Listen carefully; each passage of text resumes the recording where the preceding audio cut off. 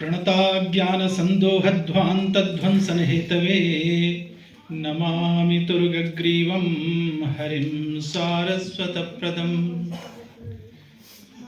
सम्मान्य मंचस्थ कविवृंद, जिन्होंने संपूर्ण उत्साह के साथ अपना काव्य परोसा और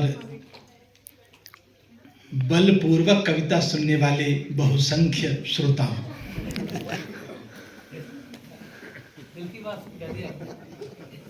थैंक यू।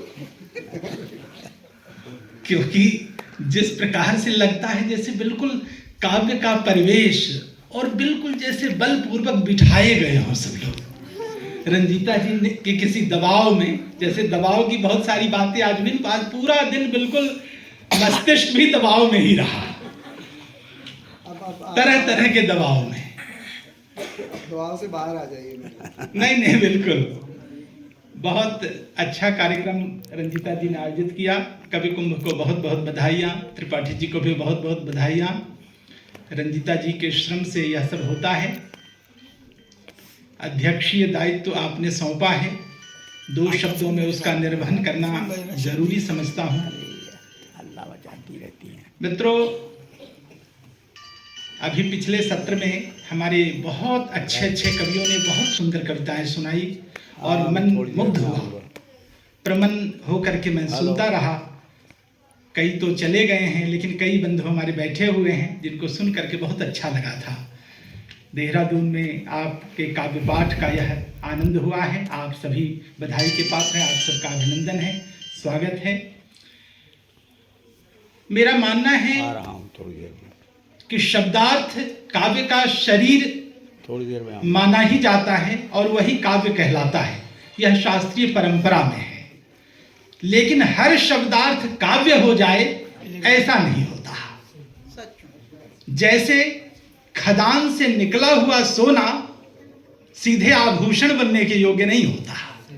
सोना तो वह है, उसे तपाना पड़ता है, उसे तराशना पड़ता है और तब वह आभूषण योग्य बनता है। उसी तरह से शब्दार्थ की शक्तियों को तराश देने के बाद तब वह काव्य रूप में ढल करके आता है। प्रत्येक कवि को इस बात का ध्यान रखना चाहिए। महर्षि पतंजलि कहते हैं कि एकः शब्दः सम्यक् ज्ञातः सुप्रयुक्तः स्वर्गे लोके च कामधुग् भवति। एक ही शब्द जिसका भली भांति आपको उसकी शक्ति का ज्ञान हो गया हो और तब आप उसका प्रयोग करते हैं तो इस लोक में ही नहीं, वह उस लोक में भी कामनाओं की सिद्धि कर देगा।